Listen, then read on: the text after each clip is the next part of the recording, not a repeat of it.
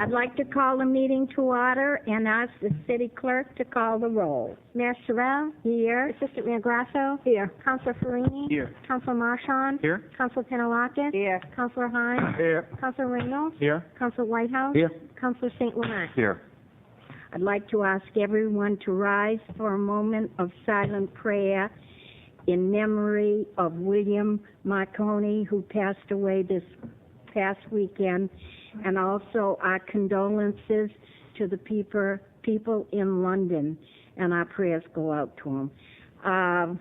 Let's see. Councilor Marchand will lead us in the Pledge of Allegiance.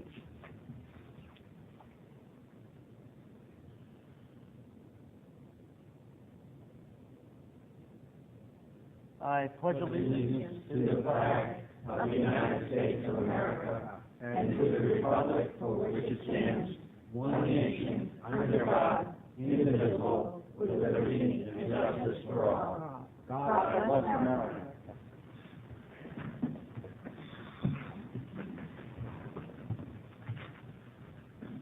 Under the Mayor's Award, the Portsmouth Girls Softball League champions will not be here tonight.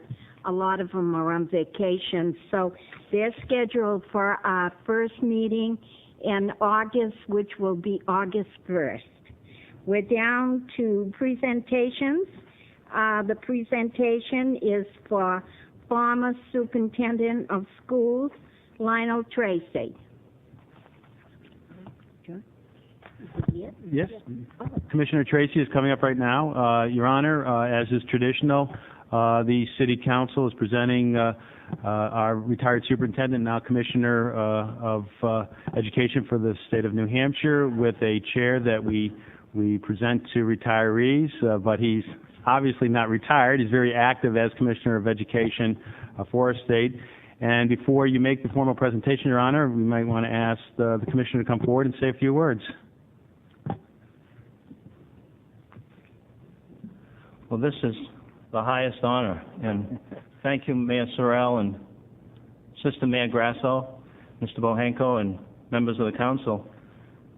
And I'd also be remiss if I didn't include City Clerk Kelly Barnaby and City Attorney Robert Sullivan. When I reflect on the 5 years that I was here, and I first appeared before you in January of 2000 at my confirmation as Superintendent of Schools, Mr. Sullivan and Kelly Barnaby were just the perfect examples of what city employees do for our school children, and that includes public works and fire and police and the municipals and everybody in the city. What I watched in 5 years was really a city coming together where some of the best school board members that I've ever had worked with you people, and what came out of that bench after much discussion and testimony by parents and educators was just a phenomenal education for every single child. And I know when Governor Lynch tapped me for Commissioner of Education, the one thing he made very clear to me was that it wasn't because of my one-man show that he was tapping me. He said that he wanted to spread all across New Hampshire the quality education that our children were getting and that our educators were delivering. So I'm pleased to accept this. I'm highly honored, but when I sit in that chair, I'll know that over 5 years it was you people coming together that really did it for our kids. So thank you on behalf of our kids and our educators. Thank you.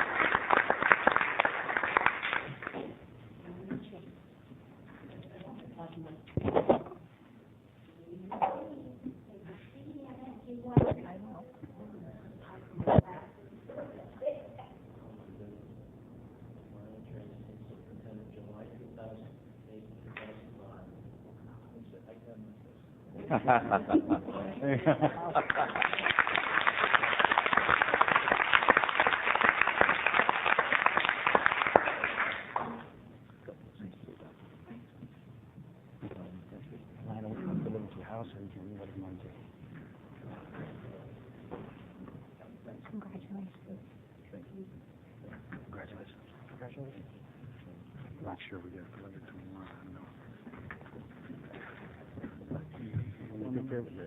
Take care. Sure, you call Public Works.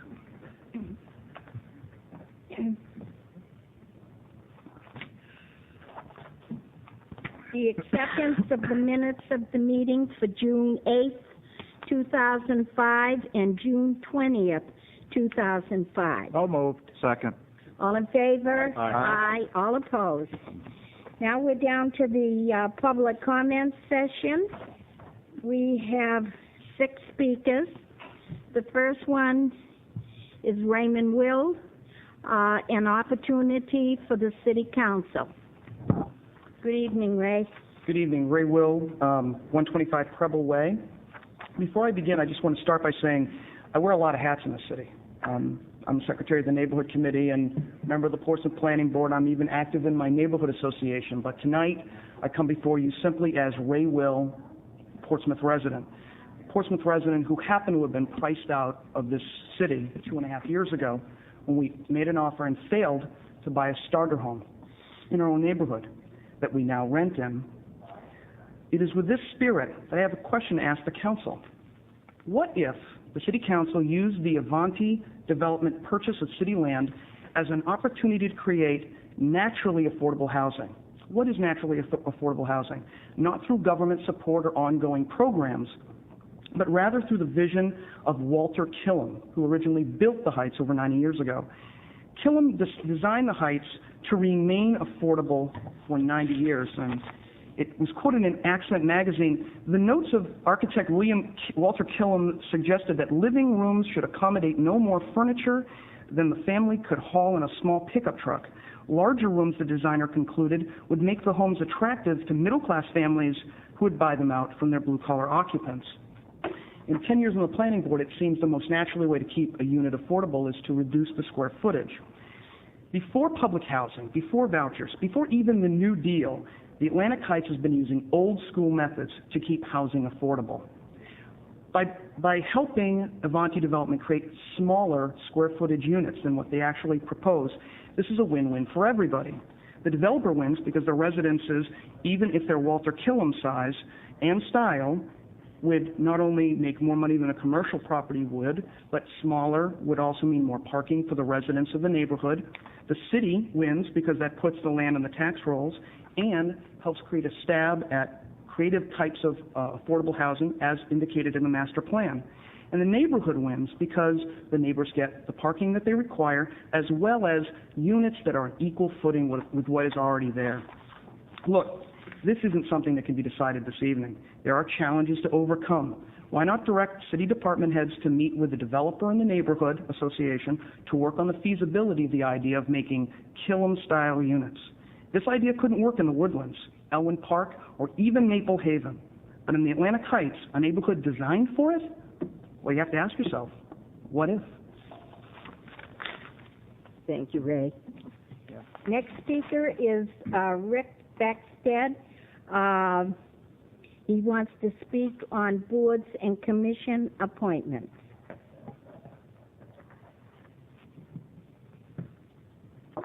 I tuned into last council meeting and saw a long discussion about HDC appointment and me specifically. Based on that, I sat down and I wrote a letter to the mayor, which I delivered to her last week. I would just like to read this letter, and if anyone has an interest, I have some copies available. It says, Dear Mayor Sorrell, your performance during the June 20th City Council meeting was awesome. You displayed a command of political doublespeak seldom seen in the light of day. You were absolutely correct in stating that you never saw my letter to you requesting reappointment to the HDC. Your partner in this little performance, Councilor Panalakis, was also correct when she stated that I didn't fill out an application. What the public never heard was the full truth of the matter. You never saw my letter to you because you refused to see it. At the request of HDC Chairman John Rice, I gave him this letter to hand deliver to you. When he phoned you to request an appointment, you refused his request and you refused my letter. As for the missing application, when I was originally appointed to the HDC, I completed the requisite application and submitted along with my resume to the mayor. Since that time, I have been reappointed several times, including by you, based solely on my written communication. If the rules have changed, it would have been nice to be so advised. Mayor Sorrell, this is not about my reappointment. As mayor, it is your prerogative to recommend or not anyone you choose. I respect that right. What I cannot tolerate is your attempt to imply that the decision was somehow out of your hands, especially in light of the fact that you were quoted on a March 10th article of the Portsmouth Herald as not wishing to reappoint me based on my comments concerning the new library design. Hand in hand with authority comes responsibility. You took the authority to not reappoint me, and I accept that authority. You must also now take responsibility for that decision. Do not hide behind half-truths. I am further confused with your most recent offer to appoint me to the planning board. For weeks I have heard you expressing the desire to obtain new blood on city boards and commissions and to establish a panel to review applications for these appointments. Why then have you unilaterally offered to appoint this old has-been to the planning board? Sincerely, Rick Beckstead. Would anyone like a copy? Your Honor, I'd like copy. Very good.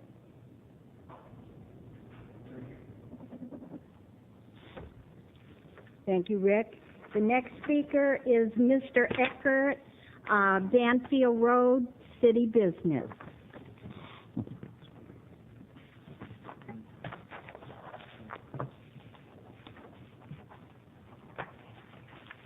Good evening, ladies and gentlemen. I'm not mad at anyone.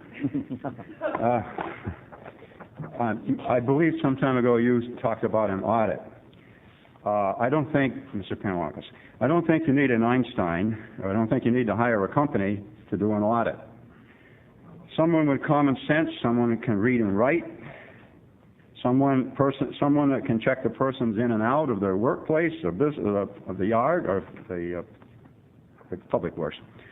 Check jobs, working on, some of you older people up there would probably be great at that. I mean, if you're retired and you don't have anything else to do, it would be a good thing to do. You might enjoy it even. All you would have to do is take notes only, no micromanaging of anything. On how many potty breaks, how many coffee breaks, lunch breaks, phone calls, and how much actual work is done and whatever is supposed to be done. It has to be unannounced. You can't have a set schedule for that. It has to be unannounced. It can be by the part of the day, all day, or the week. Now, Shipyard did these things for quite some time. I know that they did those things. I did them for 26 years. That's what I did. I would go find you, I would look at your badge, I would see what you were doing, and I would make sure that you were working on what you were working on. And I would take notes. I never micromanaged anyone. Sometimes I would stay for a while, sometimes I'd stay for longer than a while. So it can be done without spending a whole bunch of money. I mean, it really can be done. Or I did it. Thank you very much. Thank you, Mr. Eckert. The next speaker is Ken, is that Weston? Very good. Ken lives at Sagamore Way, Atlantic Heights Development. Thank you. Good evening. My name is Ken Weston. I'm an architect and a resident of Atlantic Heights neighborhood. I'm speaking today in reference to the Avanti development at Ranger and Falkland Way. I'm also active in the Atlantic Heights Neighborhood Association, and I am a member of the Historic Designation Committee. We have made efforts to work with the developers for this project, and we were presented at one point with a site plan and elevation drawings for the proposed development. And our concern is that those documents in some way be linked to any variances that are granted for that development, so that if at some future time that developer sells the property before developing it, the plans and elevations that we agreed to would still be required. Also, as a trade-off, perhaps for allowing this higher density development on that site, perhaps we could add some language to those documents specifying some level of quality for the materials that the developer intends to use. Currently, there is no reference to the material of the exterior siding for the proposed units, although the drawings are rendered to look like brick, which would in fact match the adjacent structures. And if I could speak for just 1 second about workforce housing in general, there are several units in Atlantic Heights that are currently empty and managed by large property management groups. If there is some way that the city could approach those managers and encourage them to renovate their properties or perhaps sell their properties, members of the Atlantic Heights community have approached the property management groups and offered to buy them and were refused. So we have several empty units in our neighborhood that are decrepit, vacant, and are a detriment to our community. That's it. Thank you. Thank you very much. Next speaker, Robin McIntosh, Kearsarge Way. She wants to speak on Advanti. And Robin McIntyre is our new chairperson of the neighborhood group. Welcome, Robin. Hi, Mayor Sorrell and City Council. Robin McIntosh, 583 Kearsarge Way, and I'd also like to speak to the Avanti Corporation's request to purchase the land on Falkland Place and Ridge Way this evening. Avanti Corporation has clearly altered its original design for the buildings in the parcel, and while I think we'd all like to see them be a little bit smaller than they currently are, they have incorporated public parking and have begun the process of adjusting the buildings to fit within the general design of the neighborhood.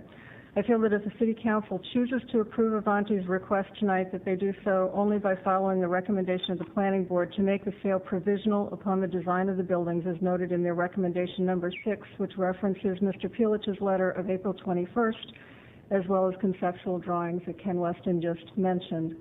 This neighborhood is historically important to the city as noted in the recently approved master plan, and the parcel forms the backdrop to the park that serves as the entrance to the neighborhood. In order to preserve the historic integrity, it's imperative that the city attach these restrictions to the future development of the lot. Regardless of the current intentions of Avanti, plans can and do change, and I, for one, would hate to see this property change hands again in the future with no control of how it is developed. And thank you for your consideration. Thank you, Robin. Next speaker and last speaker is Stephanie Kern, Pappas Way, and she's going to speak on the Advanti. I hope I pronounced that all right. Close enough. Okay. Good evening. I'm Stephanie Kren from 13 Porpoise Way, and I just want to speak in support of the positions that both Mr. Weston and Ms. McIntosh have made.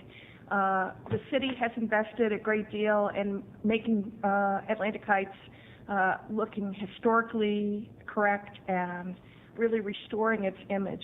And it's important to us as neighbors to see that whatever goes in on the land that is so prominent as someone enters the neighborhood is something that is consistent with the architecture in the Heights. Thank you. Thank you very much. That ends the public hearing. Excuse me. And now we're down to a public hearing. Madam Mayor, Yes. I would like to interpose a motion to ask that the portion under the city manager's agenda with respect to Avanti development and the report back be brought forward at this time, given that all seem to be present. Second. And that action Is that a motion? It is. Second. Second. All in favor? Talking about suspending the rules, right? Oh, Motion to suspending? suspend. Yep. Okay, very good. Yes, John. I guess we're all set to discuss this matter. This is an item under my report to the City Council, and if you just bear with me, I think the easiest thing to do is to just go through my memorandum to the City Council so that everybody has a history of this issue.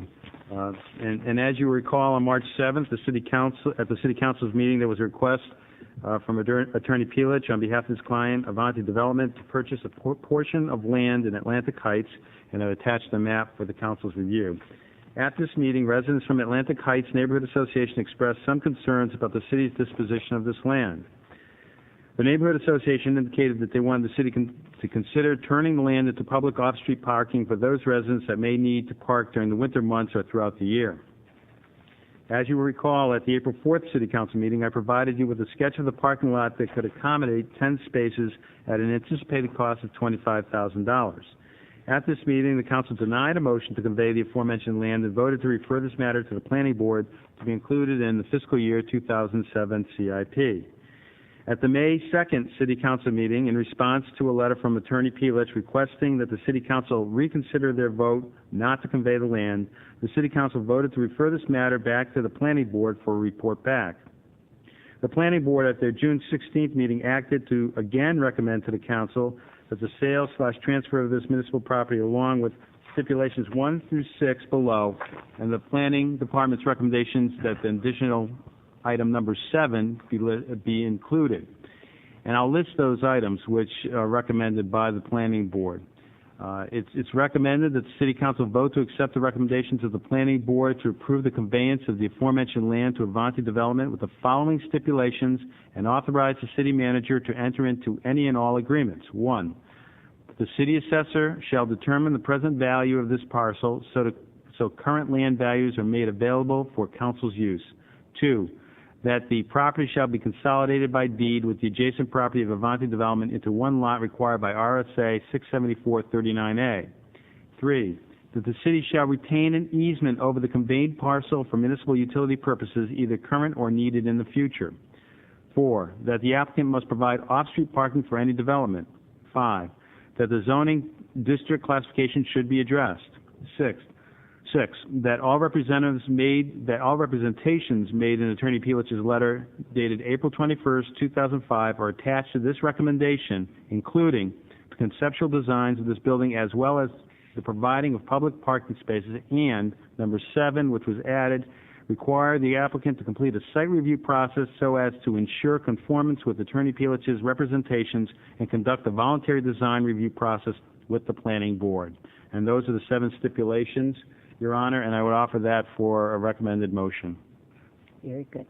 Councilor Whitehouse? Yes, Your Honor, in order to get this on the floor for discussion, I move to accept the recommendation of the Planning Board to approve the conveyance of the affordable mentioned land to Avanti Development with the following stipulations and authorize the city manager to enter into any and all agreements. Second. Very good. Yes, Harold? Now, in making this motion, does this cover the concerns of the 3 speakers that spoke during the public comment session? There was one particular speaker gave reference to possibly the developer selling the land after this approval, so therefore the stipulations wouldn't fall in be a concern. Is that true? Bob? The documents could be written, as long as Avanti agreed to them, in such a way that that concern was addressed.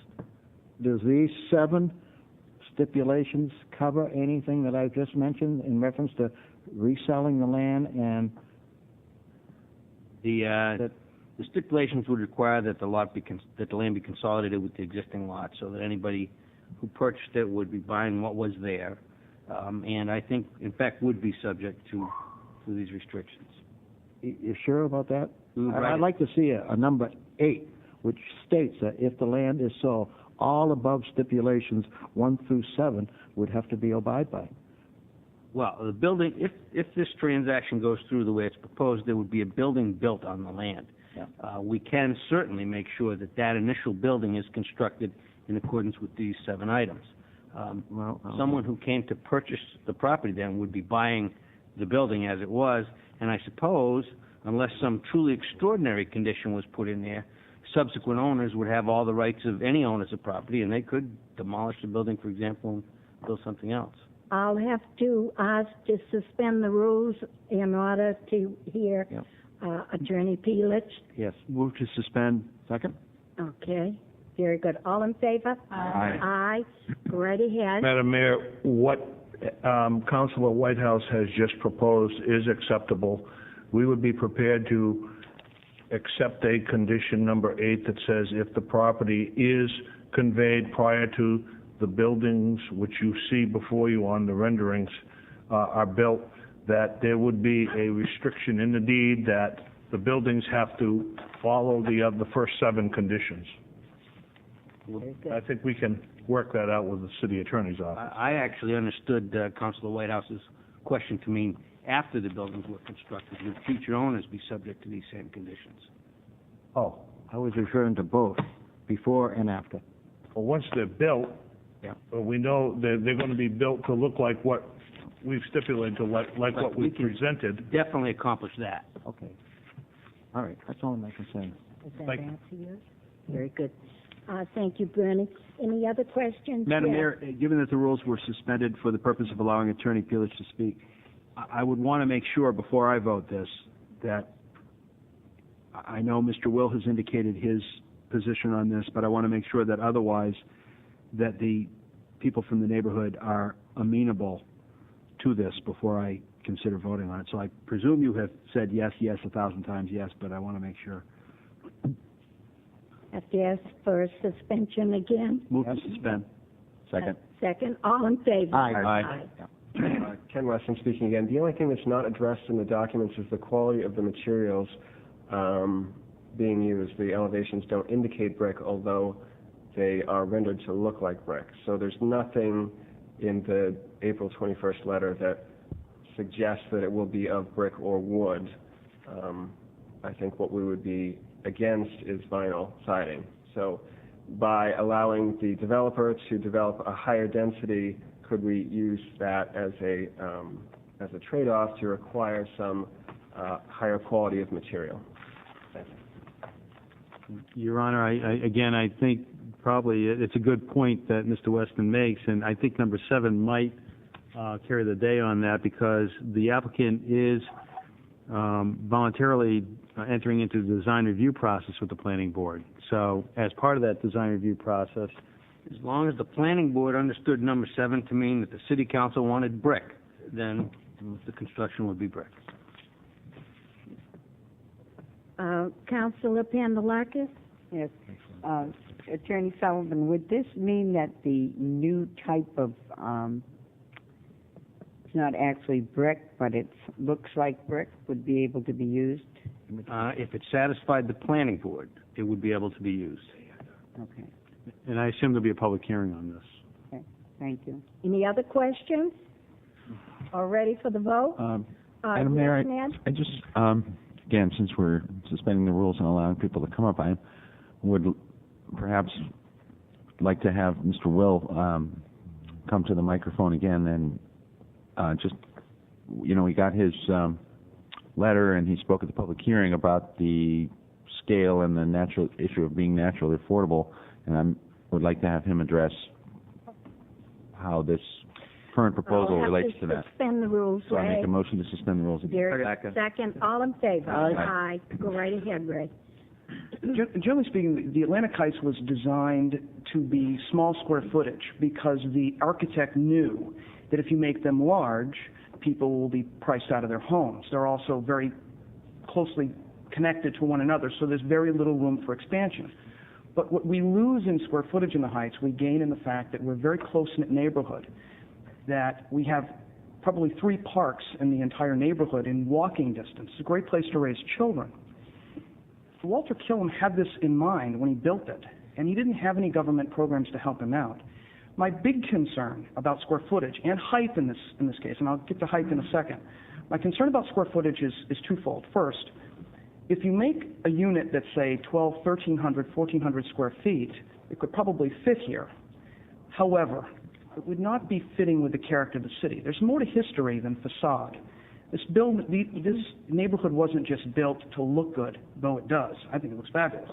But it was built to allow people to have a decent place to live at an affordable price before we ever had any special government programs. Second, I do have a concern about height. Looking at some of the drawings on the planning board level, I was sort of, something that went off in the back of my head when I saw the height of the building, and I keep hearing the word, well, it's only 6 feet bigger than most buildings. Well, in Atlantic Heights, you get an attic, a basement, a front yard, and a backyard. But the attic is about 5 feet, plus or minus.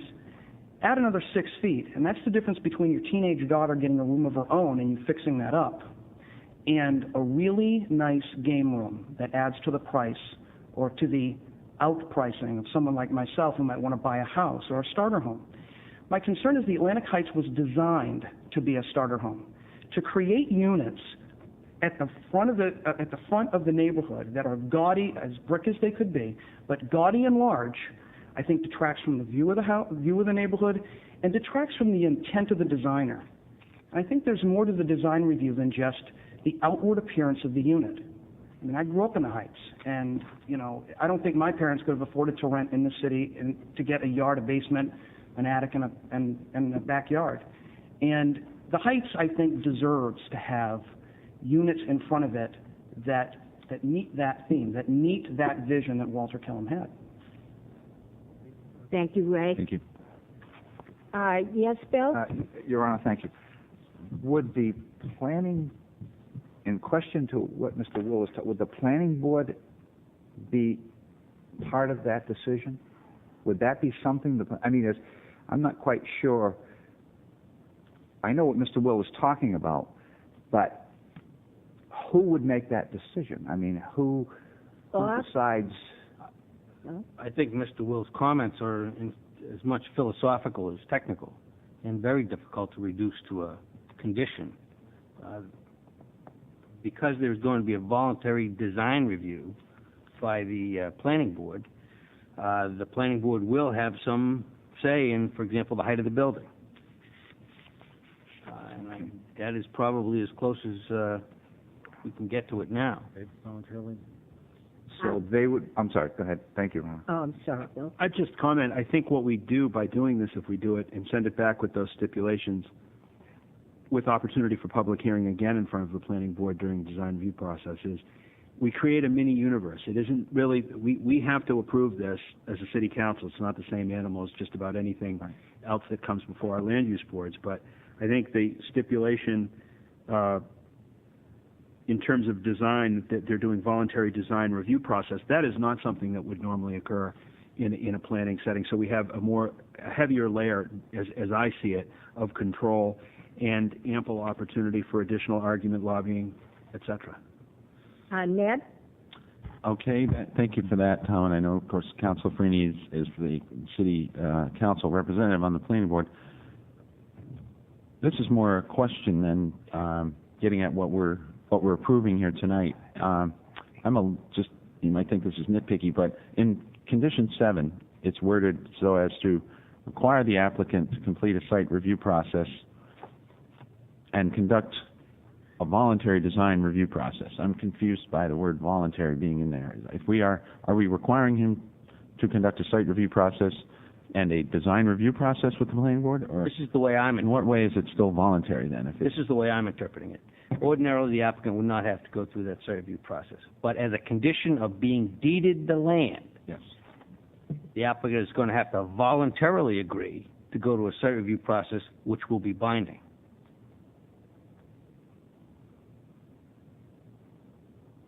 That is the interpretation of that language which gives the most authority to the planning board. Is it appropriate then to strike the word voluntary or not?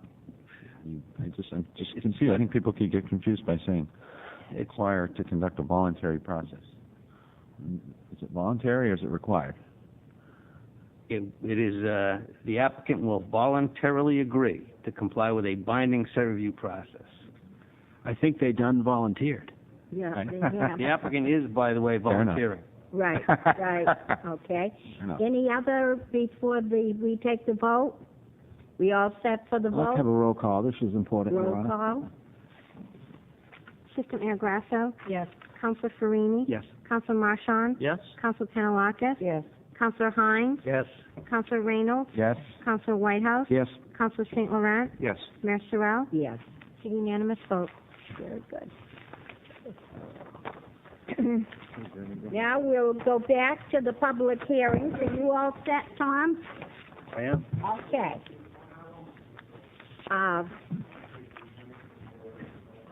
The first public hearing is an amendment to Chapter 7 Vehicles, Traffic Parking, Omnibus Parking Ordinance, April 16th, 2004 to June 14th, 2005. Before I open the public hearing, I'll pass it to John for an explanation. What I'd like to do is I'd like to have the city's Public Works Director, Steve Parkinson, come down and deal with all these public hearings and give us a brief explanation. As I've indicated in the past, we do have attached to now all the traffic and safety issues a map that shows you the action and the location of that action. And the first one deals with Hancock Street. Good evening, Council. This particular one is a item that went through traffic safety a couple of years ago. It was found that there was an existing ordinance on the book limiting parking on Hancock Street to 2 hours. The department went ahead and reinstalled the signs. That created a difficult situation for not only the people that lived there, but other people that were utilizing the parking and visiting the area. As part of the procedures of the Traffic Safety Committee, we removed the signs to see what the impact was for a one-year period. During that one-year period, we have heard from a number of residents in the area that it's working fine, they don't have any issues. So before you tonight is removing Hancock Street from the section of the ordinance requiring 2-hour parking maximum. Thank you, Steve. Okay, very good. We'll open up the public hearing for first time around speakers, for, against, or simply to. Yes, sir. Thank you. My name is Toby Stowe. I have an office on the corner of Marcy Street and Hancock Street, and I am here to speak in favor of the proposal. I am very much in support of the idea that there be all-day parking allowed on Hancock Street. During the time period when it was suspended, when the 2-hour limit was enforced, I think generally the result was pretty inefficient use of the Hancock Street parking area. Since it's been reinstated, it has worked fine, and I, again, just want to go on record as being in support and in favor of the all-day parking allowance on Hancock Street. Thank you. Thank you, sir. Do I have any other first-time speakers? Where the second time around, do I have any second-time speakers? Before I close this public hearing, do I have any other speakers? Third time around. Close. Ordinance amending Chapter 7, Article 3, Section 7, Period 336, one-way street by addition of Pearl Street, northerly, from Islington Street to Hanover Street. John? Your Honor, I think that's pretty self-explanatory. Steve, do you have any additional comments to it?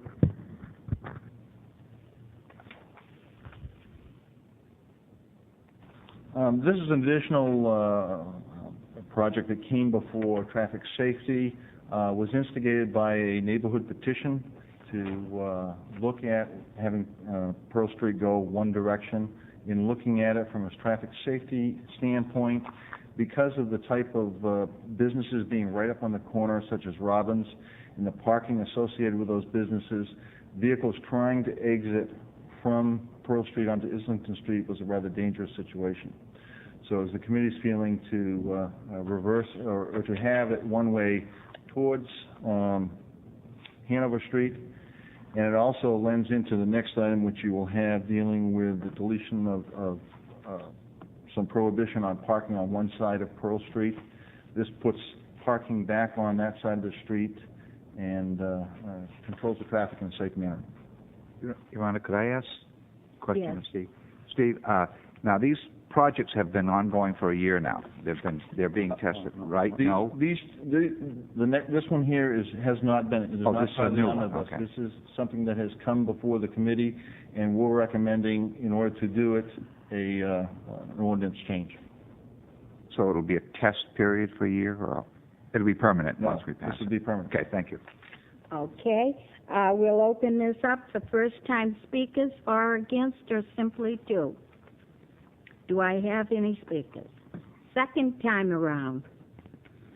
Third and final time before I close the public hearing, do I have any speakers?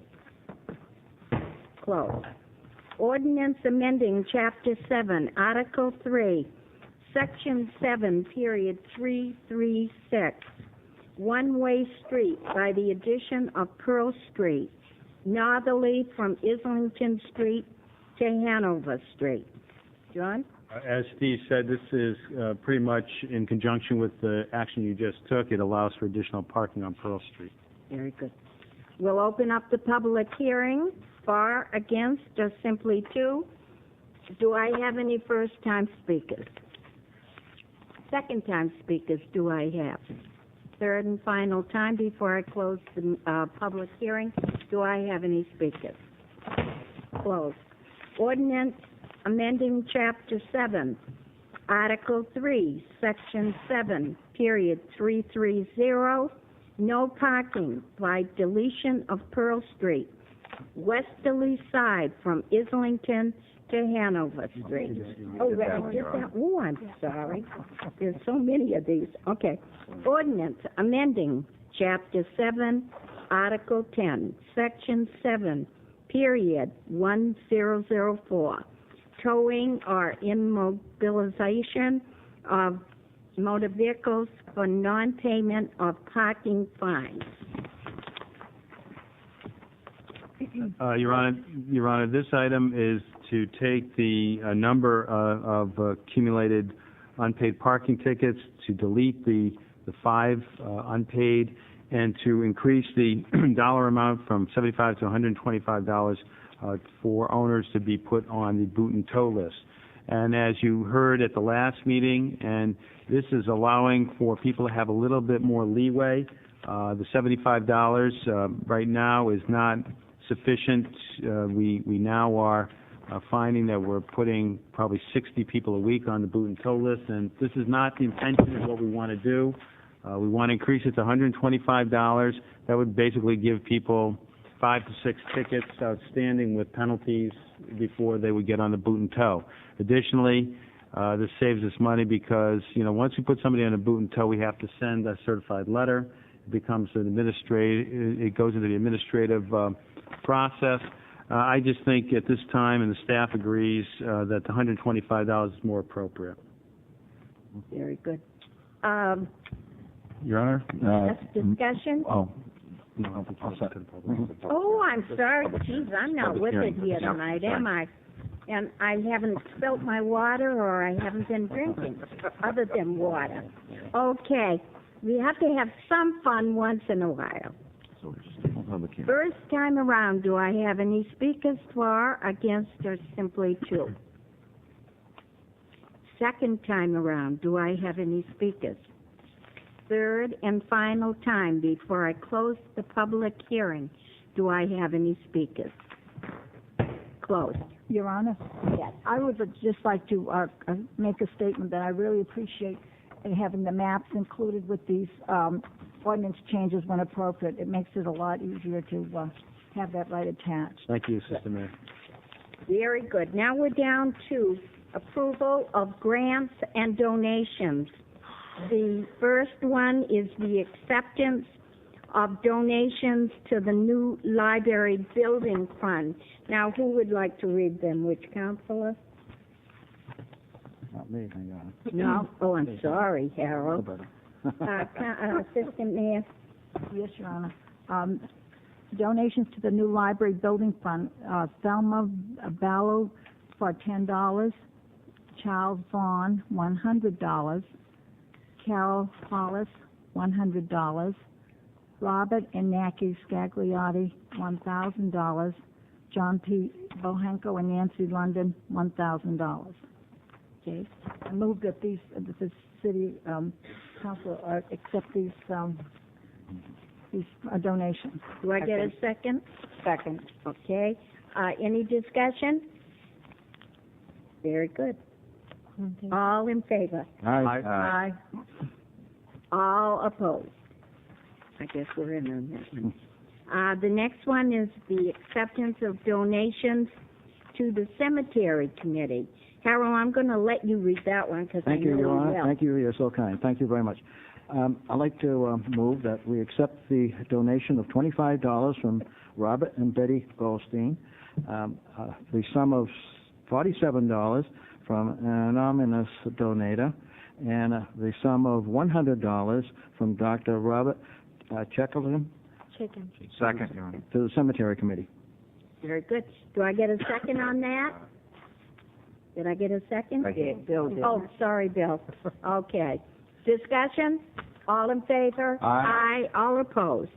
Acceptance of a grant to the Portsmouth Police Department from the Office of Juvenile Justice for the Trans-State ICAC Task Force in the amount of $450,000.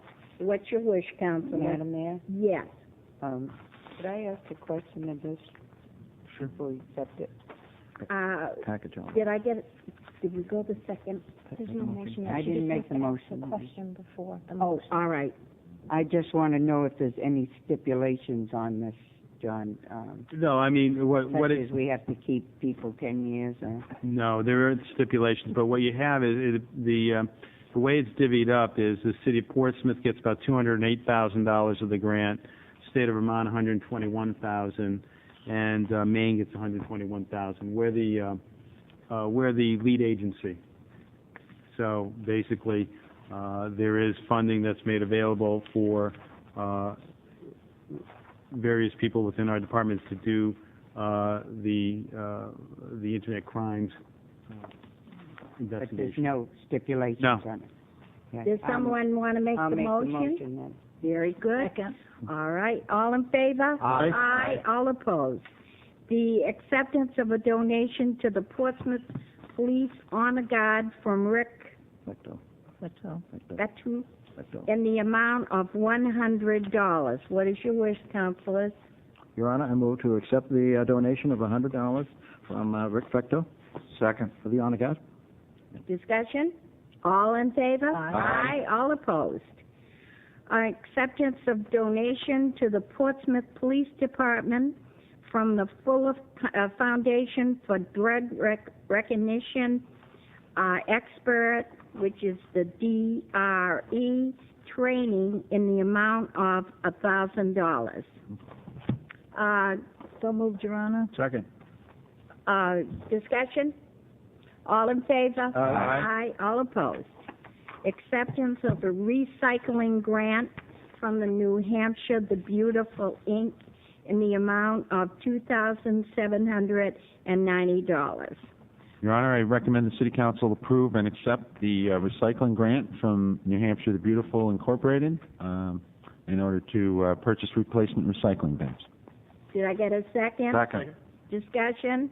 All in favor? Aye. All opposed? Now we're down to, let's see, one more.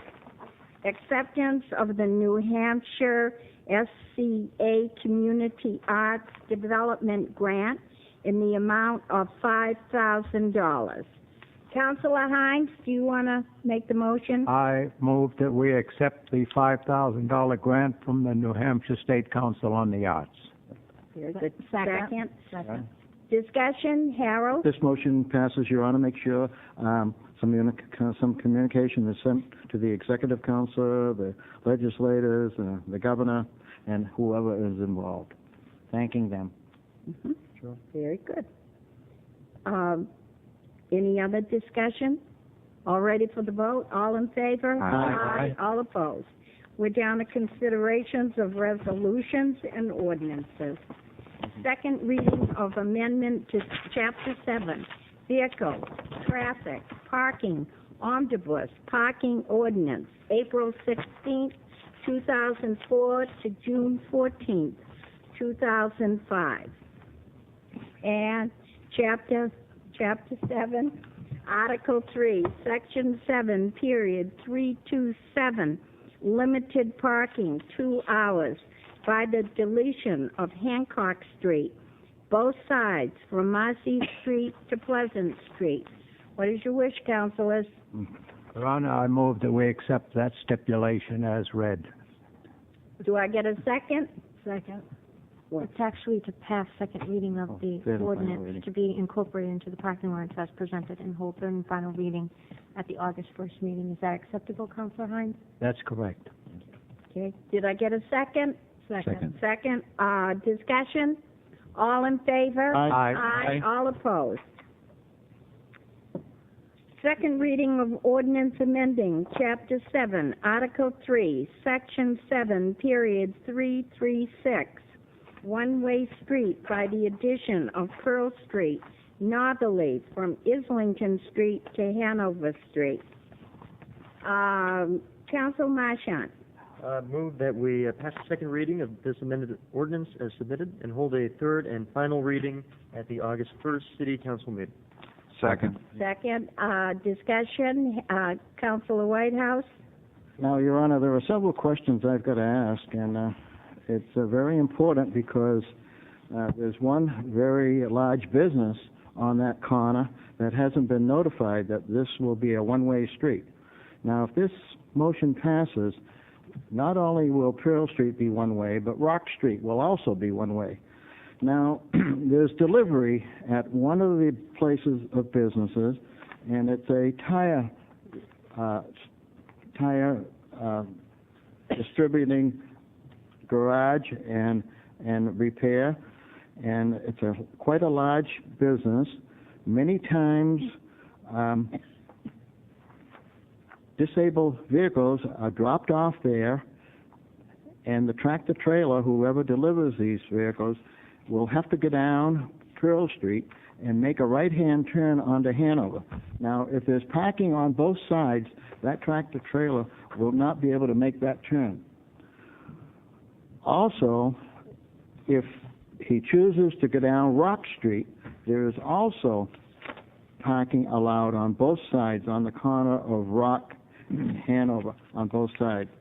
So I wonder why the business wasn't notified that this public hearing was going to take place and a big change was going to occur on Pearl Street, making it one way, making it parking on one side, without inquiring about the consequences of making a right-hand turn onto Hanover with parking right up to the corner.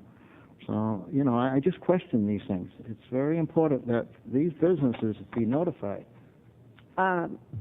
Yes, Councilor Farini? Madam Mayor, I think that those are probably well-taken concerns expressed by Councilor Whitehouse. However, if they don't have notice, but Councilor Whitehouse has learned that they don't have notice, then perhaps they don't, in a certain sense, have notice, but somehow he must have found out that they don't have notice. Did you tell him, or did Yes, they know? I did. They didn't decide to come? Or? Yesterday was the Saturday afternoon, which was quite late, and they didn't hear anything about it. Speaking just like an attorney. Okay. Any other? Are you ready for the vote, Bill? I was of the understanding that a lot of these ordinances that we do are in a test period for a year. Why wouldn't this have gone in that type of a situation? That it comes back to the council. In other words, it's the project is done, then it comes back to the council. No problems with it. Why wasn't this particular situation? Maybe Steve could answer that. I don't. Well, I think it went to the Traffic and Safety Committee, didn't it, Steve? So they bypassed the Parking Committee, so I don't know why that was. Was there any particular reason? I guess you would have to find out from the chairman of the Traffic and Safety as to why it didn't go through the trial period. Councilor Hines, could you answer that? Yes, being Your the Honor. chairperson? The Traffic and Safety Committee held a site review of this issue on 2 days prior to our meeting when we passed the recommendation of the committee and sent it to the council for their approval. If there was anybody on that street at that time that was not aware of what was happening, I don't know where they were or if they were interested, because we have conducted all of the traffic and safety issues in the open. And as far as the parking issue is concerned, there may have been a time when the man that we had hired as the parking person for the city, having left his job, and not having been replaced at that exact moment may have created that situation.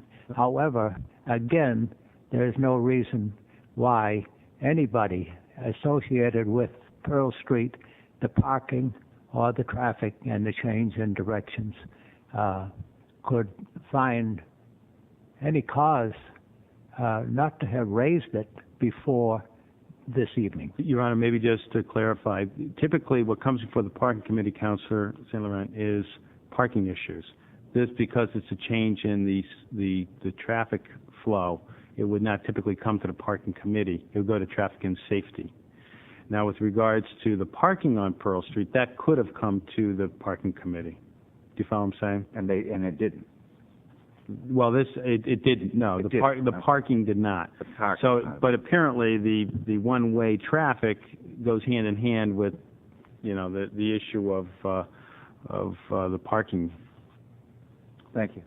Okay, yes, Ned? Just a clarifying question for everyone's benefit and help. The parking committee is a subset of the traffic and safety committee? The park committee is a committee that's set up by ordinance, and it's been set up by the city council. It's not a subcommittee of the parking committee. The traffic and safety committee. Harold? Yes, Your Honor, if I vote for this, can I be assured that they will take a second look at restricting parking on Hanover back away from the corner of Pearl and Rock so they can make a right-hand turn, a tractor-trailer, or a delivery truck? Well, what we'll do, if I might, Your Honor, is that would be a perfect example of what could come before the parking committee, and we could do something through the omnibus on that. You follow what I'm saying? Yep. So I'll have Steve, we'll make note of that, and we'll talk to the property owner, and I'm sure, Counselor, if there's other issues, you can bring those to the parking committee's attention, and we can deal with those, as Councilor St. Laurent said, on, for an annual test period. We ready for the vote? All in favor? Aye. All opposed?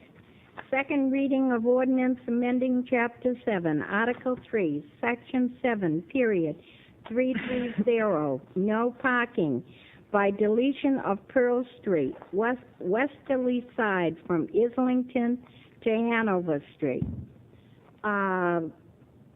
Councilor Pandalakis, do you want to make the motion? Am I waking you up? Yes, you are. I make the motion to accept this. Second. And have a third and final reading. And have a third and final reading on August 1st. Very good. Any other discussion? All in favor? Aye. All opposed? Now we're down to, hopefully, the last one. Boy, I'll tell you, this is something. Why do we keep them added up like that? Why can't we do them every now and then? John? They were all part of the omnibus issue. Oh, okay. Second reading of ordinance amending Chapter 7, Article 10, Section 7, period 1004, towing or immobilization of motor vehicles for non-payment of parking fines. Bill? Yes, Your Honor. I move to pass second reading of amended ordinance as submitted and hold a third and final reading at the August 1st City Council meeting. Do I get a second? Very good. Discussion? Yes, Bill? Just a question. Was a possibility that it could have been more money instead of 125? I'm wondering if you went ahead enough. I think so. What we'll do is we'll come back whenever we need to. If that doesn't when it gets to the point, we'll bump that again. Okay, because it didn't seem like big. It's $50 basically, and it allows them to probably get 5 tickets, I think. Okay. It allows them 2 more tickets. Basically, I think Councilor Pantelakis summed it up. Thank you, Your Honor. All ready for the vote?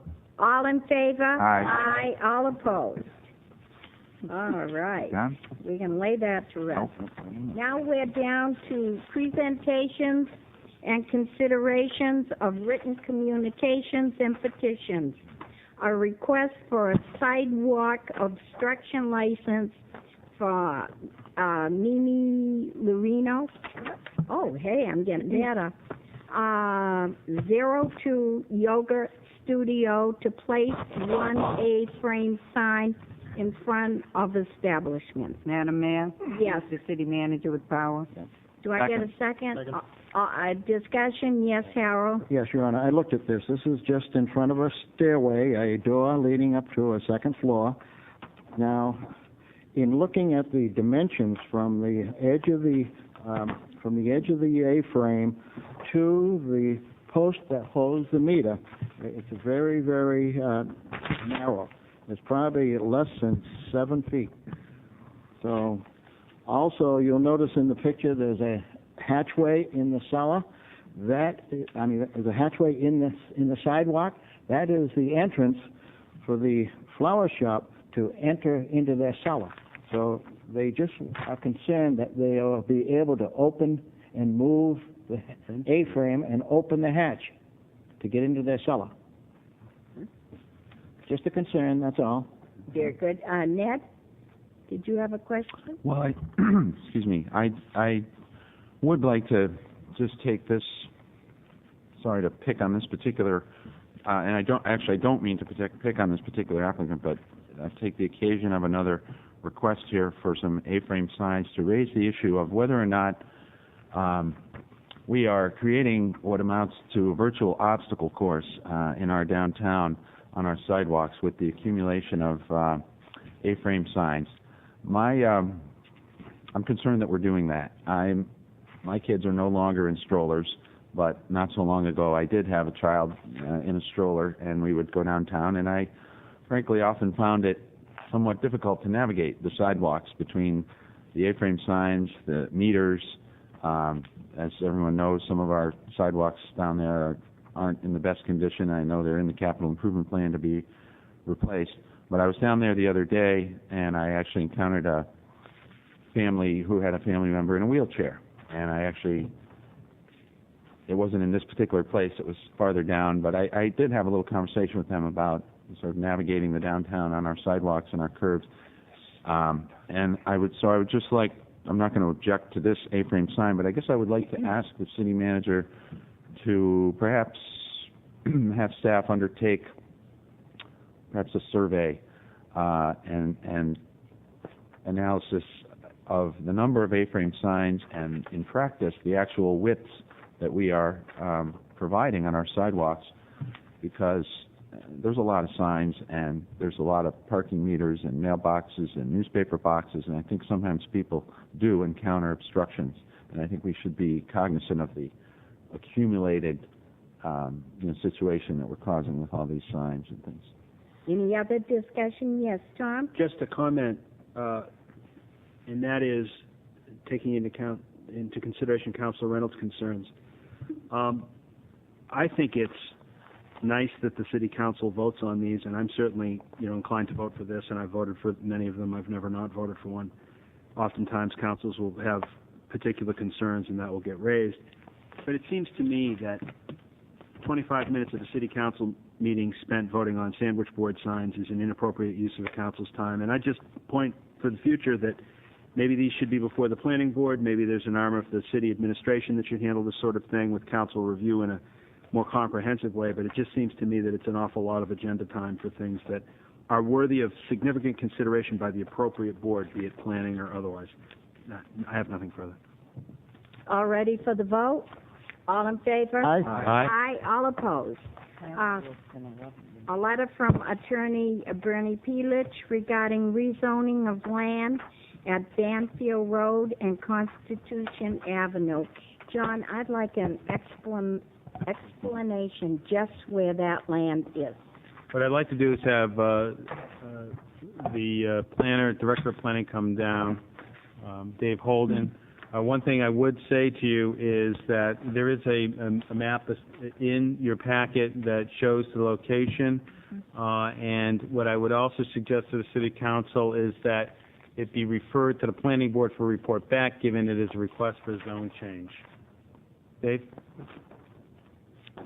Mayor, members of the City Council, if you look at the map, it's off of Constitution Avenue, and as you move towards Banfield Road, it's the property on the right, actually where the old, trying to think of the name of the where they used to store trash bins. BFI? BFI, there we go. Thank you, Kelly. It's that site. What they're looking at is whether or not it should be rezoned from office research to industrial along with the other industrial land there. And I believe they've brought in some other interested parties. Very good. I was concerned about the land on the other side. No, that land is Conservation. actually controlled by the city and is not involved in this. Very good. That's all I wanted to know. Thank you, Dave. Could I ask just one wait a minute, Dave. There- Billy There's a wants to house ask on you this a property question. too, right?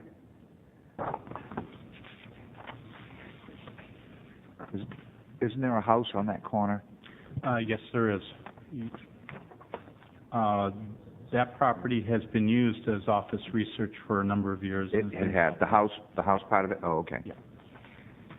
All ready for the motion? Is there a motion by the council? No. I move that Somebody we would like to refer. make it? Yes, I move we refer this to the planning board and a report back. Second. Any other discussion before the vote? All in favor? Aye. All opposed? Now we're down to a letter from Martha Petsy, the American Diabetes Association, requesting permission to hold the annual America's Walk for Diabetes on Saturday, October 15th, 2005. What's your wish, councilors? Who wants to make the motion? Move to the city manager with power, Your Honor. Second. All right. Yeah. All in favor? No, Mayor, You want to say something, Harold? Yes, I got a little trivia question for you, Mayor. If you look at the course of the walk, we start off at the middle school, then take a left on Parrott Avenue and a right on Junkins. When you get home, follow that down and see what street they're missing. You just can't get from there on one street. So it's a little trivia question for you, if you have time. You're a prize. Harold must spend all of Spend a lot of time at it. Yeah, I was going to say, Ruthie's going to get upset. Shall I let you know? Sure. We'd like to look at it. Okay, very good. First of I all, will. at the end of the I will. Yeah. We all ready for the vote? Yep. All in favor? Aye. Aye. All opposed. A letter from Attorney Robert Ciandella requesting motion for rehearing in regards to an ordinance amending Chapter 10, Article 2, Section 10, Period 202, location, to rezone properties located off Marona Road at Tax Map 252, Lot 3, and Map 253, Lot 4, from industrial to general business. Your Honor, at this time, I'd like to turn this matter over to the city attorney to give an explanation as to the procedures that need to be undertaken by the city council regarding this request. Very good. Bob? Your Honor, when on June 6th, the city council rezoned certain land off of Marona Road to the rear of Yokins, the city council was taking a zoning decision under the state enabling legislation that gives you that power. The appeal process for a person who is unhappy with that decision of the city council is the very same process that the council may be familiar with as it applies to the Board of Adjustment. There was an individual, or at least a company, unhappy with the action that night. It was Demoulas Market Basket. They expressed discontent to the city council at the public hearing. The document which you have in front of you now should fairly be seen as being the first step in the appeal process to Superior Court by Market Basket from your decision. It is the same process which is routinely followed in front of the Board of Adjustment. It is unusual for such an appeal to be taken from the City Council. However, it is the identical process. In that sense, it's very much a routine step being filed by a party who may be interested in appealing your rezoning decision to Superior Court. The Demoulas is in fact required by law to file this motion for rehearing if they wish to go to Superior Court. Failure to file the motion would be a bar to Superior Court, and failure to list any issue in the motion creates a situation where that issue cannot be raised at Superior Court. And that would explain the detail in the motion which has been provided to you. The council is required to act on this within 30 days of its receipt, and the basic options available to the city council are: you may, number one, deny the motion for rehearing, in which case Demoulas is left to file its appeal with Superior Court if it wishes to go further with the matter.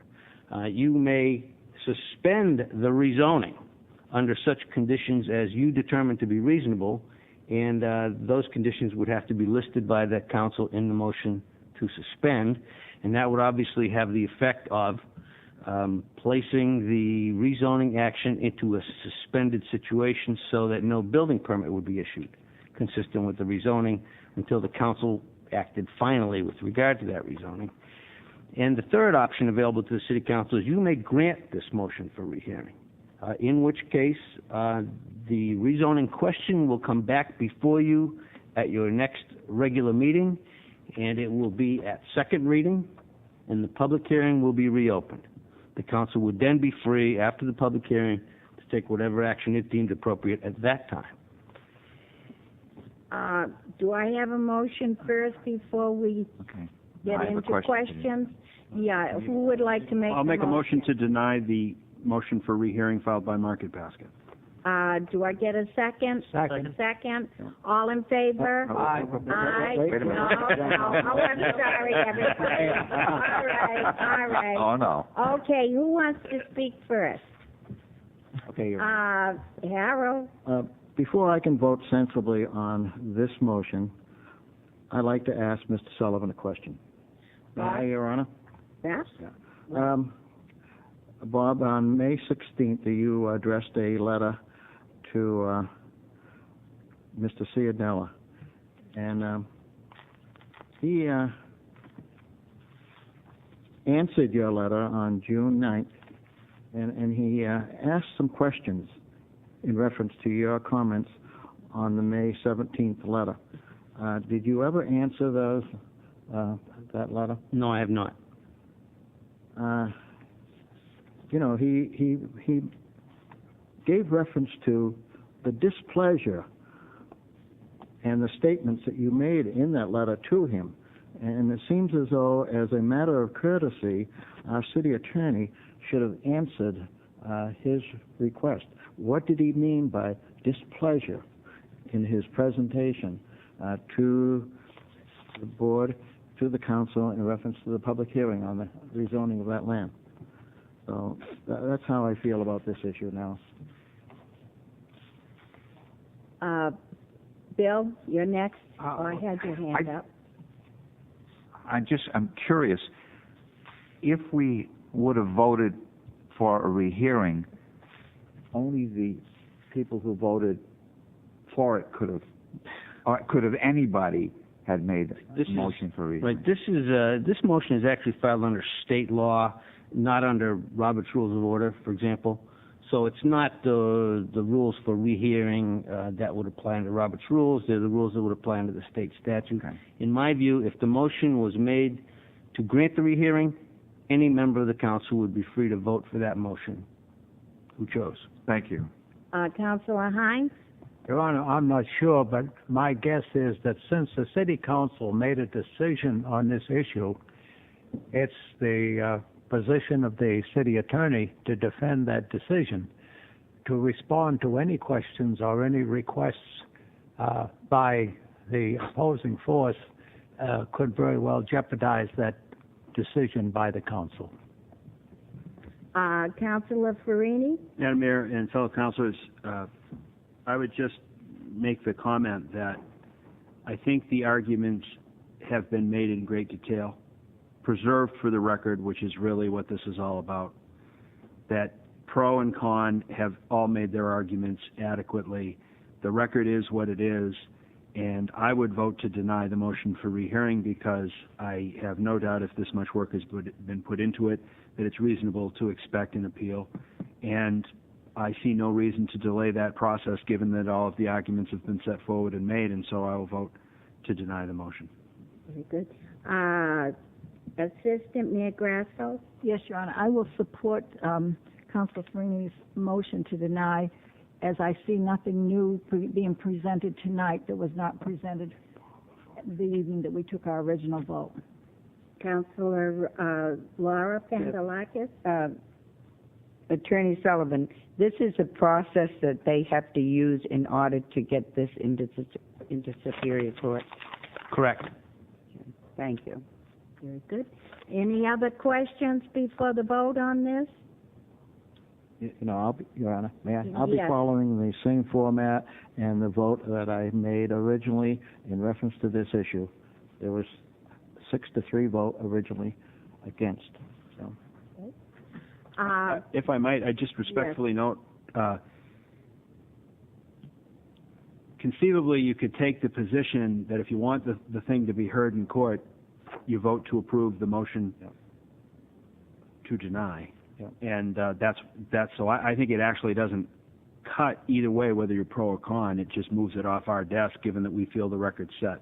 Just a comment. Not trying to persuade fellow counselors. No, of course not. White House I know in that. any way.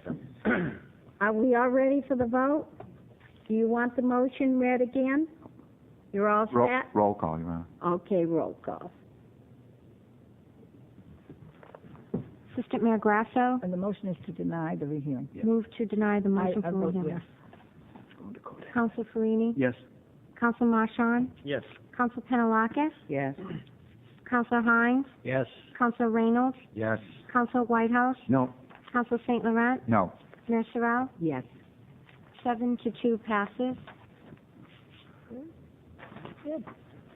All right, now we're down to request for a sidewalk obstruction license for Donna Downs, eatable arrangements, requesting permission to place one A-frame sign in front of her establishment. Madam Mayor, move Yes. the city manager with power. Second. All in favor? Aye. Aye, all opposed. A letter from Sister Mary Agnes, St. Charles Children's Home, requesting permission to hold a 5K road race at Pease International Trade Port on Labor Day, September 5th, 2005, at 9 a.m. Your Honor, I move this to the city manager with power. Second. Second, okay. Discussion, all in favor? Aye. Aye, all opposed. A letter from Gary Dodds and Pat Lyons, Portsmouth Rotary Club, requesting permission to hold the 13th annual Thunder Chicken 5K road race on Thursday, August 4th, 2005. Your Honor, move to city manager with power. Second. Thank you. All in favor? Aye. Aye, all opposed. There is no chance that we could make a precondition the recipe for the chicken barbecue.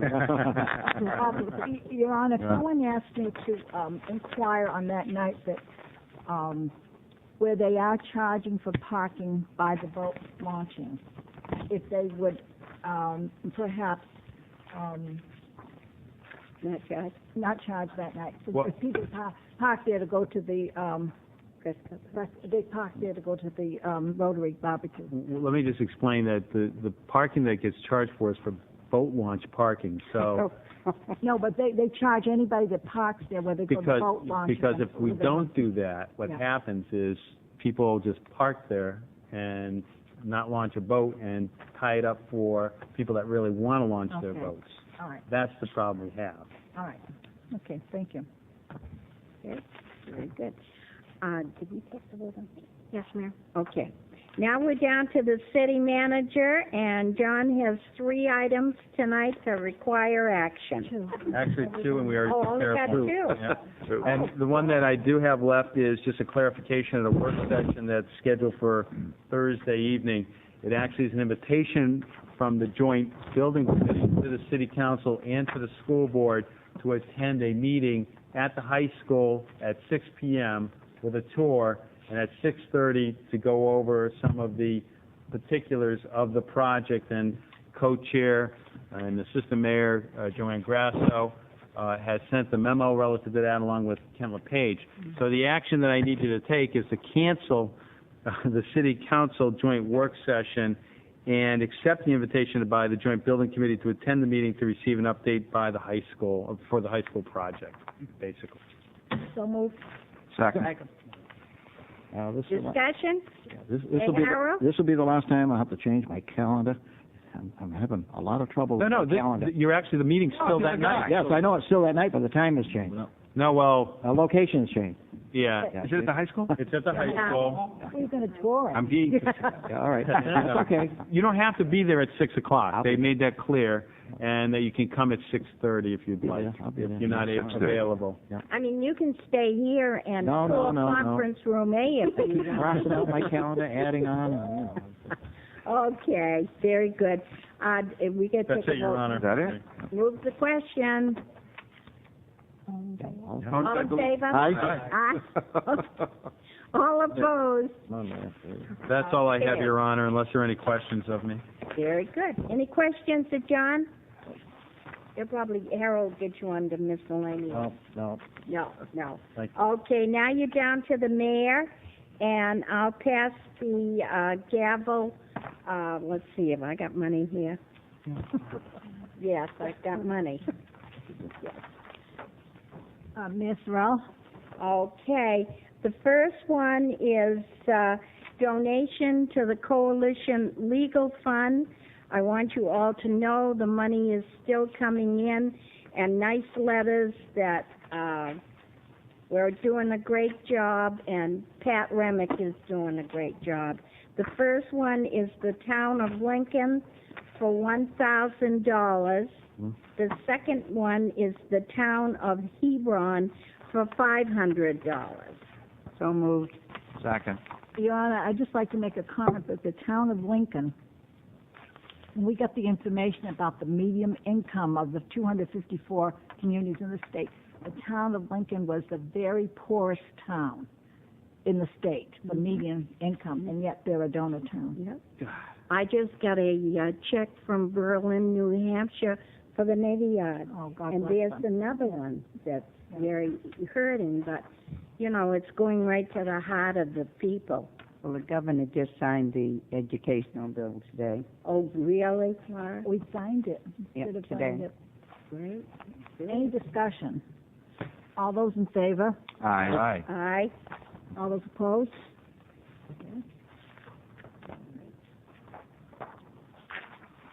Now we're down to Art Speaks Trust appointment. We're making an appointment for Art Speaks. Your Honor, I move that we approve the appointment of Elaine Krasker as the council's designate to the Trust Advisory Group. Second. Discussion? I Couldn't just have think you picked made a a better very good woman. choice. Yeah, that's right. She's wonderful. All ready for the vote? All in favor? Aye. Aye. All opposed. Now we're down to the Port Reuse Advisory Board appointment, and this was done a couple weeks ago because all of this was very quick. And I have appointed 3 Portsmouth citizens to the committee with your vote. Joel Karp, 500 Market Street, City Councilor and State Rep Laura Pandalakis, and State Representative Jim Powers. What is your wish? Your Honor, I think that we should approve of your previous choices, even though you suggest here that you made those appointments prior to requesting our approval. I'm sure that these are very well considered people. We had to do it in a rush, John, because they were having their meeting tonight, and I kept getting letters from Judge Bald to get going. I'll second that. Okay, very good. All in favor? Aye. Aye. All opposed. And, Ned, I still mean what I said to you. Okay, hopefully you will do that. Okay, appointments. Consideration. Consideration for cable television, Kathleen Pierce.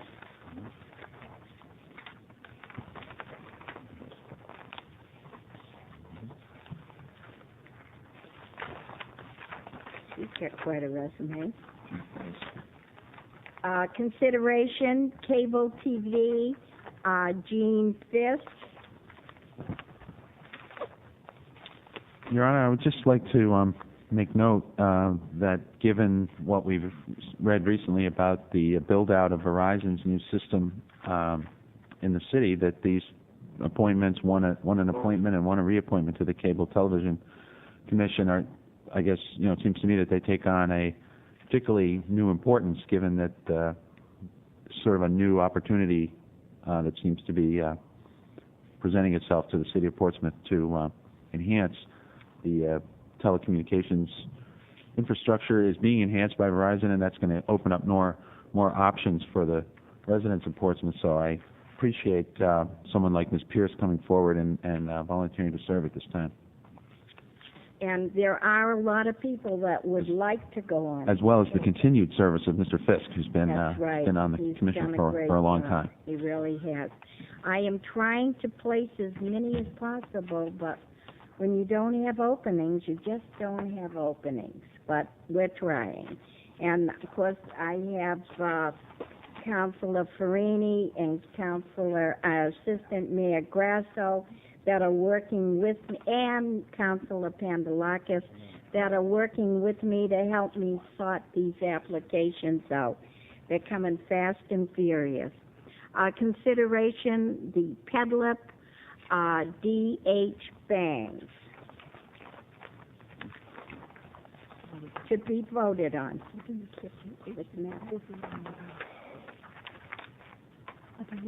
Oh, okay. To be voted on for the HDC, Historic District Commission, to a permanent member, Richard Katz. Who would like to make the motion? I move for Richard Katz to be appointed the Historic Commission permanent member. Second. Discussion? Councilor Whitehouse? Yes. Your Honor, I let my viewers be known about the replacement of Rick Bedstaff to the HDC. I'd just like to add one little comment. As I sit out there attending many HDC meetings, because many of the applicants are coming from the south end, my section of the city, and I'm interested in what's going on. I very seldom speak out. But I find many times that the applicant will come up to Rick Bedstaff after a meeting thanking him for suggesting a change that the architect or the contractor did not implement or did not suggest in the application. So, I'm saying it again, that the knowledge, the experience that Mr. Beckstaff has in construction, in design, in architectural work, and his experience on the board dealing with applicants is very, very important. And that's why I have nothing against Mr. Richard Katz, but I still say experience, at least one or two people on an HDC is important. And well, we that's are all I can voting say. right now on Richard Katz. Yes. Do I have would somebody like to make the motion? The motion I has made been the made motion. and seconded. Okay, and seconded. Discussion? Could I ask you a question, Madam Mayor? Does this gentleman make out this application? Who? Yes. So why would we take a letter instead of an application? I mean, I want to clarify it to the people out there that everyone has to make out this application. Right. It doesn't matter whether you want to be reappointed or not. And I'm very sorry that Mr. Beckstead did not put in his application to be reappointed. But I want the public out there to know that these are new applications made out by each person that reapplies for appointment or is appointed, wants to be appointed. They have to make out these applications. Very good. Do we get a second on Laura's? Yes. Okay. Your Honor, question. Yeah. Kelly maybe could answer. Is he going to fill out Rick Beckstead's term, or is he starting fresh? Mr. Beckstead's term expired June 1st, 2000. Okay, that's fine. So he will receive a new term. Yeah, very beginning. Right. Mr. Wyckoff will fill Mr. Katz's unexpired term. Right. I see that. Councilor St. Laurent? Thank you, Ronna. In light of the fact that Mr. Beckstead came before us this evening, and I'm in the dark as to what's going on, I'm not favoring anybody or anything, but in light of what he said, I would just like to see this particular position held back until we discover what this is all about. I'm like I said, in the dark with this, And so I'm going to vote against this, not because I don't want Mr. Katz in there, but I just would like to have some answers as to this, what Mr. Beckstead said tonight. So that's my position. I just, I don't know, he's claimed that he was never told that he needed to fill this out. I'm not sure whether I'm not saying he's lying, but, you know, I'm not an understanding of what went on. So I guess until I know what went on, I cannot vote to replace Mr. Beckstead at the time. You know what I tell each and every one of you. If you have any problems with any applications, please come up and talk with me. That's all I'm asking. Yeah. We're not talking about Rick Beckstead. We're talking about Richard Katz right now. Any other discussion? Yeah. Councilor Whitehouse? Yes, Your Honor, and I did notify you. I have a communication here dated June 9th, and on June 10th, I called you and let you know how I felt about this issue. So. Very good. Okay. I'll let you come up and do the appointments and see how mad that is. It's crazy right now. Very good. Be ready for the vote? Yeah. All in favor? Aye. Aye. All opposed? Opposed. I need to ask the city attorney, is it proper to use what just occurred here, was talking about the past member being appointed and not being appointed? I do not believe that it would be advisable for us to have a lengthy discussion of that right now in this forum, and it's something that would better be discussed in non-public session between myself and the city council. Thank you. Okay. I just want We're to all say ready that for the next one, John. this one. Mr. Wyckoff. Oh, no. Yeah. To be voted on for the Historic District, Jonathan M. Wyckoff, who would like to make the motion. He will be an alternate. Move to appoint Jonathan M. Wyckoff as alternate. Do I get a second? Second. Okay, discussion. Ready for the vote? All in favor? Aye. Aye. All opposed? And that takes care of the mayor, and now we're down to Councilor Marchand. Thank you, Madam Mayor. I'll be brief, as it appears it's the last item. Anyway, we all received recently some information in the last month and a half or so about a taxpayer assistance center, a TAC. That there are many around the country. There's one here in the Portsmouth area, and there are many that are on the chopping block that are scheduled to perhaps close. This is one of those. And upon reading that and looking up a little bit more, I came to the conclusion that I would like to see if we as a council can make a statement saying that there's a lot of value to the Taxpayer Assistance Center here in the Portsmouth area, that it serves a very necessary service for a lot of people that otherwise may not be able to afford those services or get them in the private sector, but that would be in a lot of harm's way if they don't have access to some of these services. So if I'm not sure what the best way to move forward with it, I guess I'd like to propose a motion to accept this resolution, and I'll be glad to read it if I get a second. I think it's important. Second. Read it. Okay, go right ahead. Okay. Support for continued presence of the Taxpayer Assistance Center in Portsmouth. Whereas the IRS has announced its intention to close by September 30th, 2005, a walk-in Taxpayer Assistance Center, or TAC, in Portsmouth, one of 68 such sites nationwide, and whereas the IRS claims that the unique services provided by TAC walk-in centers, such as the one targeted for closure in Portsmouth, has been rendered antiquated by the availability of online tax filing and automated telephone assistance, and whereas over 7.7 million taxpayers visited a TAC nationwide in 2004, including a large number of seniors, minorities, low-income taxpayers, and taxpayers who have limited proficiency in English, are generally unable to afford an accountant, are not part of the electronic information age, and for whom telephone service is not useful or practical. And whereas the federal tax code has increased in size and complexity on an annual basis, increasing the need for professional assistance at a time when the IRS proposes reducing such assistance, And whereas the City of Portsmouth, as the City of the Open Door, should continue to encourage socioeconomic diversity and opportunity, including the opportunity to comply with federal tax law without having the resources to pay high-priced professionals. Therefore, the Portsmouth City Council calls on the Internal Revenue Service to reconsider its planned closure of the Portsmouth Area Taxpayer Assistance Center insomuch as such a reconsideration is both effective fiscal and public policy. Very good. Discussion, Councilor St. Laurent. Thank you, Your Honor. I'm extremely glad that Councilor Marchand brought this up because I would have liked to have done something like this myself. I think this is a great idea. I just wonder if this is strong enough. I'd like to see it even stronger. Therefore, the Portsmouth City Council calls on the Internal Revenue to reconsider. I would be even stronger in that, to continue to keep the Portsmouth Taxpayer Assistance Center open. In other words, go right to the meat of it.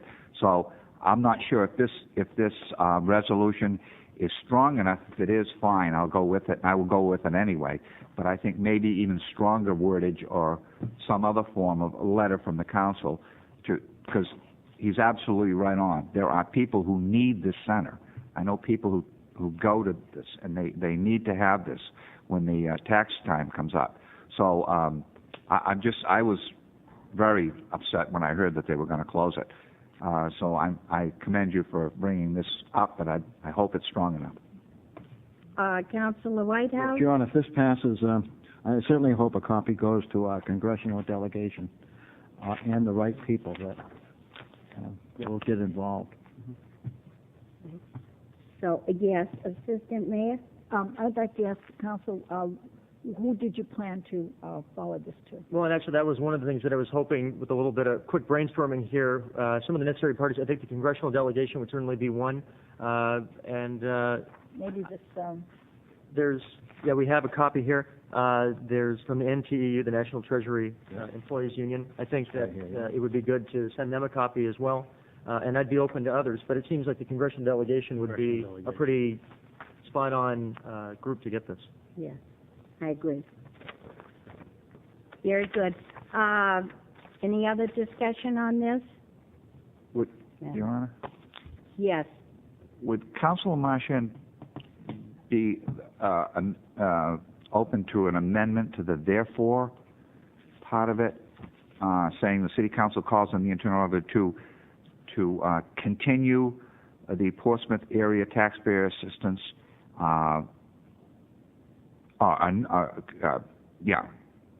some kind of wording in there. I'm trying to make it stronger, to insist that it be kept open. The City Council requests that it be kept open. Yes, I'd certainly be open to language. Perhaps maybe I could recommend to go from to reconsider its planned closure to maybe this is too simple, to keep open the Portsmouth Area Taxpayer Assistance Center. Something to that, yes. Madam Mayor? Yes, Councilor Penelakis. After seeing our congressional delegation in action before BRAC personally the other day, I have to say it's a good place to send it, and we have a good congressional delegation. They will work for it. Yeah. So I guess in the form of a formal amendment.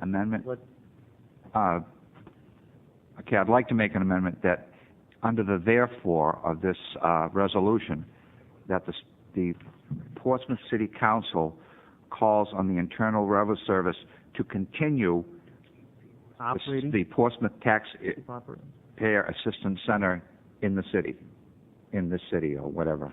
And I'm sorry, the exact wording was to keep. I just want to make sure. To keep open. Is that what you? I want to make sure I heard you right. Maybe continue operating. Continue operating. As you can see, I'm open to it. I just want, whatever wording you think is fine. I think that the message will get across either way. Just a little stronger wordage in there. That's all I'm looking for. Keep the Portsmouth Area Taxpayer Assistance Center open, comma, in so much as. Right. Strike everything. Strike, reconsider its planned closure of.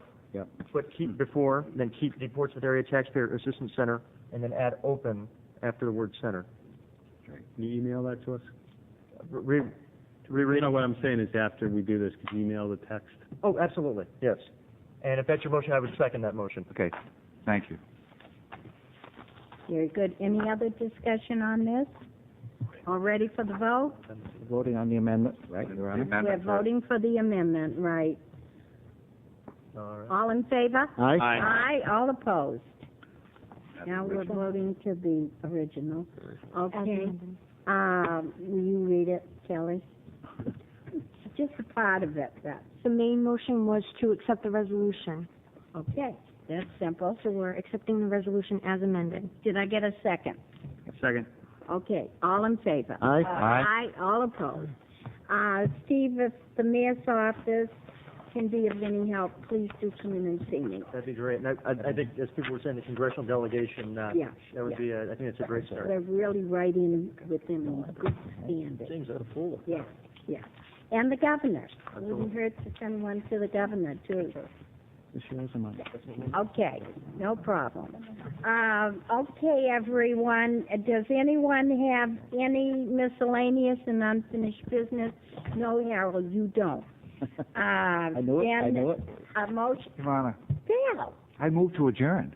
Oh, very good. Do I get a second? Second, Your Honor, second. Gotcha. All in favor? Aye, all opposed. Aye, aye, aye. Also.